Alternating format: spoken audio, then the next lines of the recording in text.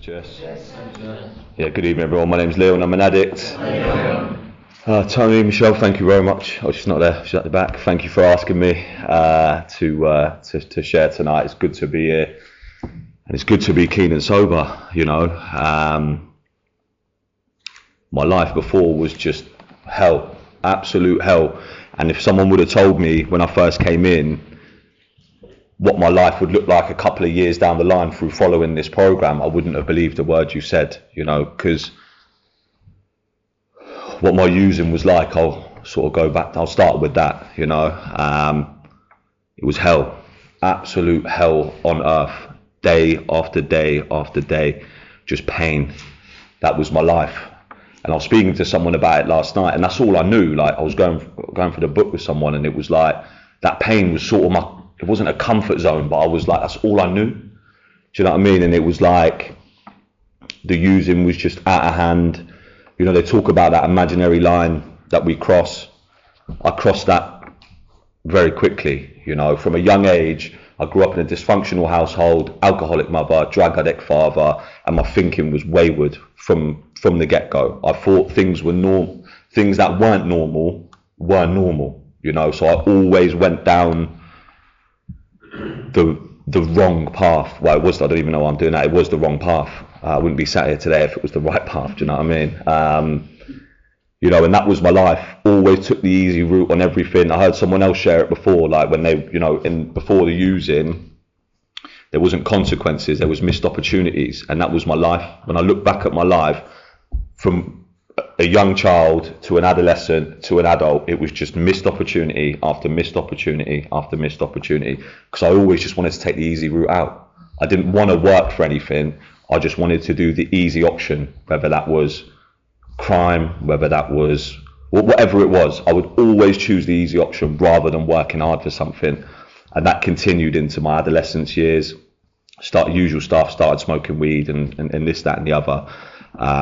You know, but straight away, you know, I remember that first time where the first time I done it, I was in, me, my mum, my brother, we were in a homeless refuge, right? I'm not going to go into all the details of child and this, that and the other. You know, I'm an addict. It is what it is, right? Regardless of my upbringing, that's who I am, right? And I can accept that today.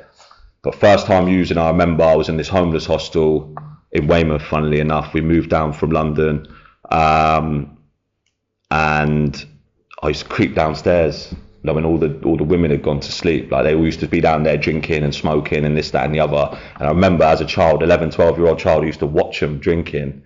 And I used to think, wait till they're all asleep, I'm going to come down. There was little bits of drink, and they used to leave them in their glasses. And I used to creep downstairs as a kid, and I used to minesweep the drinks, right? And I used to take the butts of the cigarettes out of the ashtray and smoke them, and then go sit in the toilet and just stare at myself in the mirror. Do you know what I mean? Spinning as a 11-year-old child, 12-year-old child, but liking the way I felt, because I didn't have to feel, you know, how I was feeling without the drink or the drugs. Do you know what I mean? I just wanted to change the way I felt, and that continued in there. That's where I got my first taste for drink and drugs, and you know, and that would happen night after night. I remember I used to come down sometimes, and the staff members were down there, and I'd be fuming. I'd be like, oh, flipping out, I have to go back upstairs. That was my first taste of it. And after I got the taste of that, it was like I moved down there. We moved to Poole, not far from here. And, you know, usual stuff, weed and this, that and the other and whatnot. And like I said, from a very young age, got involved in crime. You know, started off selling fake clothes and then moved on to something else, and then eventually ended up with drugs. And that was my life, you know, unmanageable to the core. You know, I was just here, there, everywhere, all the time. And it wasn't until cocaine come into my life, you know, like I said, I crossed that line very quickly after, you know, I started using cocaine. And it was, after that, I was just gone, you know, and it was, I would do anything I could to get my hands on drugs. Do you know what I mean? Whatever I had to do, I would do it. And like I said, you know, at the start, it was just painful, you know. But the last few years of my using was just like, just hell on earth, you know. I describe it as like just a blazing inferno around me, you know. Everything is on fire, and I'm just like trying to navigate through life, not knowing what I never knew how to live life. Do you know what I mean? And it was like, you know, I was reading, we were going through chapter 5 last night, me and someone else, lad I'm sponsoring, and how it works, right? And we read that reading every week at my home group. And I've heard it week after week for years now. And it was this Monday at the meeting, and there was a bit in there, and it was like, let me just reference it, because I knew this would happen. It would go from my head as soon as I sat up here. They are naturally incapable of grasping and developing a manner of living which demands rigorous honesty. And it jumped out of me on Monday, because I knew I was coming here Thursday. So I was like, let me try and get something in the locker ready for Thursday, yeah. But that was me, yeah. I was completely incapable of living a life with being honest, you know. I could not be honest in anything, you know.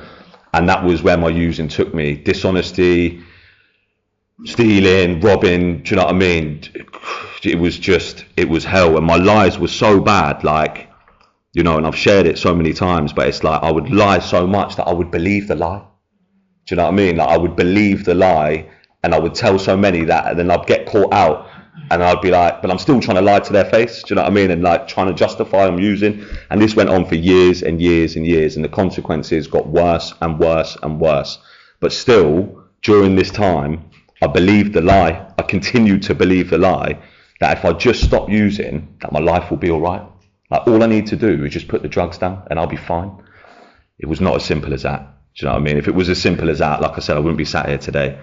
You know, and I tried to stop for years, and I just couldn't. But still, in this time, I thought, no, I'm all right, I'm fine. Like, I just don't want to stop. Like, it's my choice. This is all my choice. Life run on self-will. What I've learned through the program is that, you know, if I run on self-will, bad things happen. Do you know what I mean? Like I said, I always choose the easy route, and the easy route is doing bad things.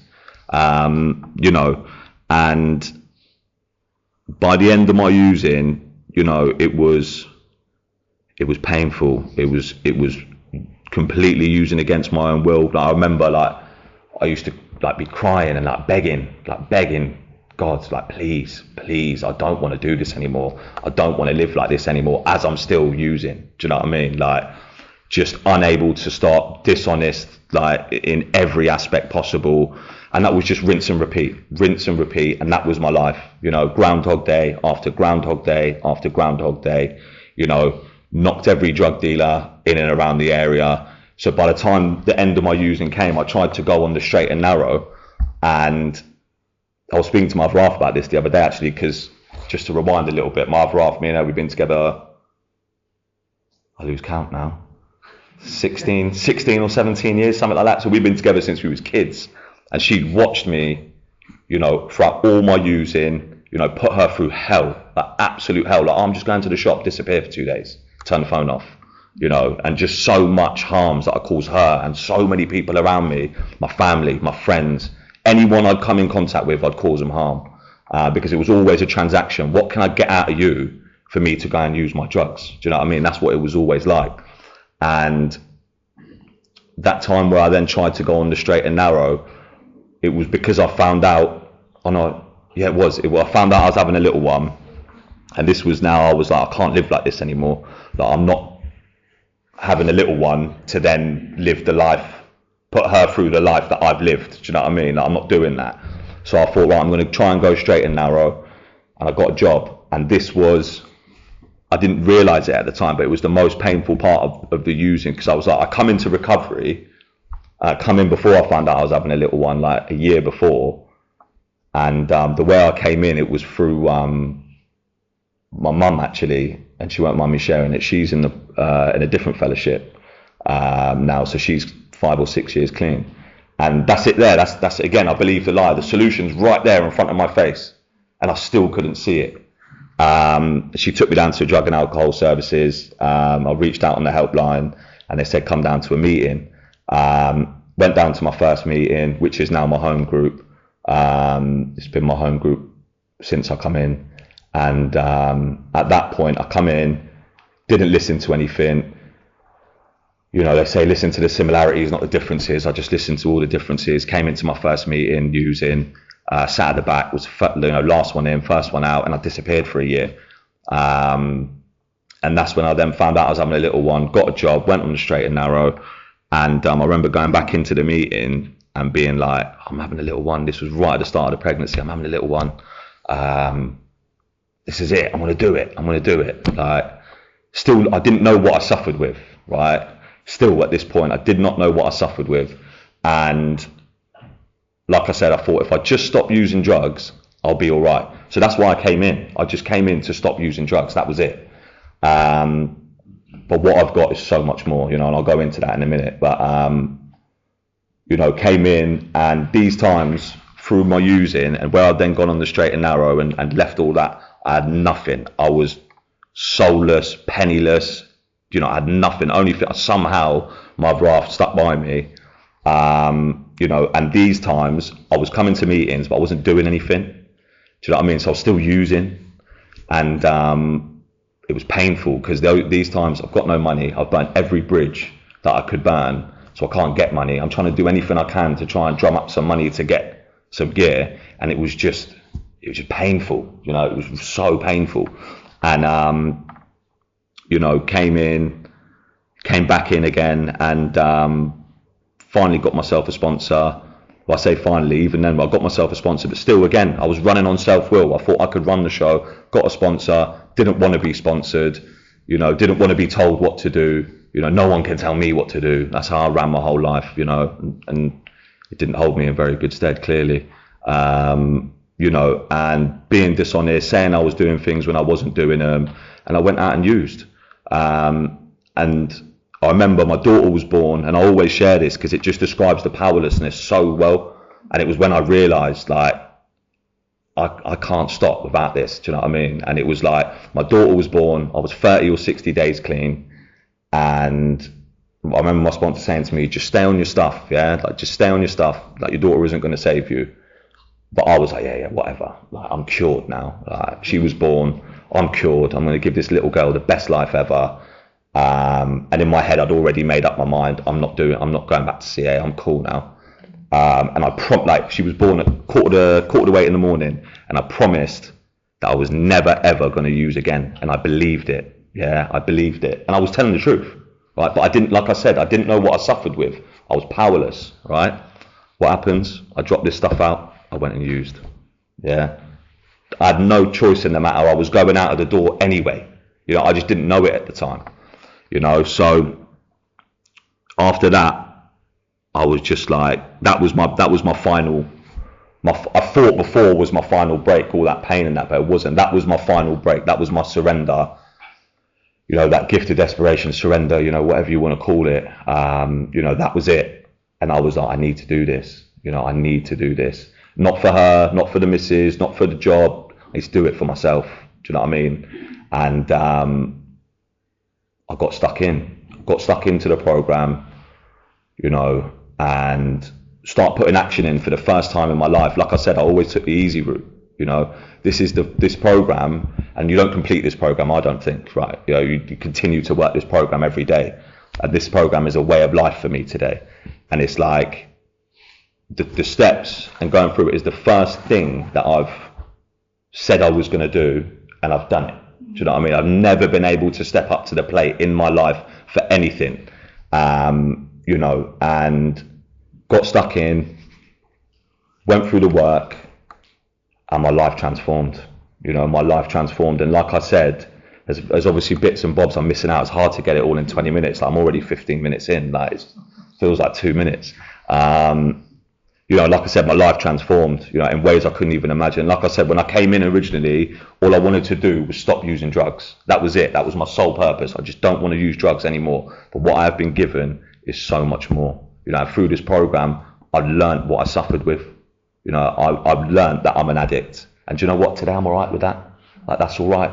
You know, through the process of the steps, I've let go of all my resentments. You know, I had a resentment with my old man for years, and I used on that for years. Oh, if you had a life like me, you'd use like me, blah, blah, blah. Poor me, self-pity all the time. You know, through the process of the steps, I've let that go. I understand he's just done well. Do you know what I mean? And the power in that, like, I never thought I would be able to let go of that. I thought I'm taking that to the grave with me. I've let it go. I've got acceptance around it. You know, the amends process, all of that. You know, I've, you know, cleared the wreckage of the past. And I've shared this before. Like, you know, I feel so cringe and like cliche saying these things. Like, do you know what I mean? Like quoting out the book and that. Because when I first come in, I was like, someone shared it when I come here a couple of weeks ago about Big Book Basher. And I used to look at people and think, sad life, mate. Like, do you know what I mean? What sad life? Can't drink and use. Do you know what I mean? Can't do anything fun. Do you know what I mean? Like, that's genuinely what I thought. But I'm so glad I was wrong. You know, I'm so glad I was wrong. And through the process of the steps, you know, I've discovered who I am. Because when I come into recovery, I didn't know who I was.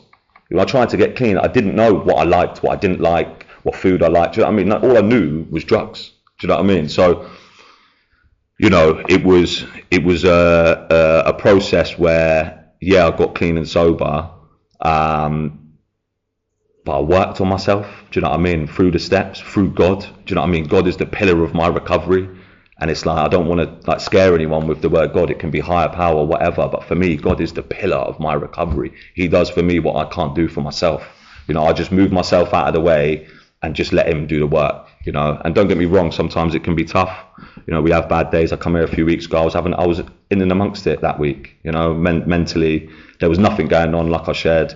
You know, but what did I do? I doubled down on the stuff and I got through. I was all right. You know, and what my life looks like today, like I said, it's transformed. You know, I'm able to, you know, be a father, you know, be a partner, be a brother, be employed, be gainfully employed. Like, just being employed, like going to work and just having a job. Do you know what I mean? Just having a job where they trust me, they rely on me, they promoted me like back end of start of last year. You know, they promoted me. Like, do you know what I mean? Like me. Like, do you know what I mean? Like drug addict, like doing whatever to get drugs. Like, and they just let me get on with whatever I want to get on with. They trust me. Like, I went on a bit of annual leave and they were like, yeah, enjoy your time off, well deserved. And I was like, well deserved. Like, do you know what I mean? Like, me, well deserved time off. Still now, a couple of years down the line, I think like that, you know, because it's like what my life was like to what it's like today. It's unexplainable. Like, like there's no explanation for it other than higher power, God, and putting in the work. You know, I live my life. You know, like I said, this program is a way of life for me. You know, it's continuous action for me. I wake up in the morning, I do my stuff. You know, I go about my day. I have to do my stuff because I wake up and I still, this is an illness of the mind, and I suffer with it every day. Yeah. And it's like, if I wake up in the morning and I don't do anything, I'm rife. You know, my defects are rife in my head. Do you know what I mean? And it's like, I have to surrender every day. I have to ground myself. You know, I have to connect with God before I even start my day. I go throughout my day, do my best to help, you know, others where I can, in the fellowship, outside the fellowship. You know, whatever I can do to help, I will. You know, usual stuff, meetings, all that. You know, working with others. This program is, it's a combination of you know, it's doing it all. It's like not half-assing one thing, doing like, you know, part-time in one thing. I've got to do it all, because if I don't do it all, I know today, like I said, through this program, I know what I suffer with. You know, and if I don't do it and I start running on self-will, I know what will happen. I will go out of the door. Whether that's today, tomorrow, it could be next week. I might be able to hold on for a couple of weeks. Who knows? Do you know what I mean? I'm not in control, you know, but I will go out of the door. You know, my experience has proven that, you know, and, you know, I couldn't be more grateful for my life. Like, the gratitude that I hold is just, and like I said, it's for the smallest of things, like the smallest of things I can be grateful for. I have every Friday off, like, so I've got tomorrow off with my daughter while my other half goes to work, and I take her down the beach. And I let her she's walking in front of me and I'm watching her. She's two and a half now. And I'm watching her walk in front of me on the beach, and I'm just like, wow, like, what did I do to get this? Do you know what I mean? Like, but this is what I did. Do you know what I mean? I worked this program day in, day out, you know, and they say, you know, you can live a life beyond your wildest dreams. I used to hear it and think, nah, no way. But that's what I'm living today. Don't get me wrong. Like I said, you know, I can be up against my mind, but we've got tools. Do you know what I mean? We've got spiritual tools. We've got fellows. The unity within this fellowship is It's nothing like I've ever experienced, you know. We've got Rob and Danny here. They've been at my last 4 shares. Like, they must be bored of hearing me now. Do you know what I mean? Like, it's hearing the same thing, but they're here. Do you know what I mean? They're here, and this is what it is. Like, home group members. Do you know what I mean? Friends. Do you know what I mean? The unity, the brotherhood, sisterhood, whatever you want to call it within this fellowship is unmatched. We're all here for each other. We can all lean on each other. We can all speak open and honestly, and we ain't got a drinking use, and we can live a happy and joyous free life. That's what's on offer with this stuff. You know, so it's like, if you're new, I know there's a lot of clean time in here, so, you know, but if you are new, you're struggling, whatever, just get involved with this stuff. It works, you know, it works. It's changed my life. I couldn't be more grateful. I'll leave it there. Thank you.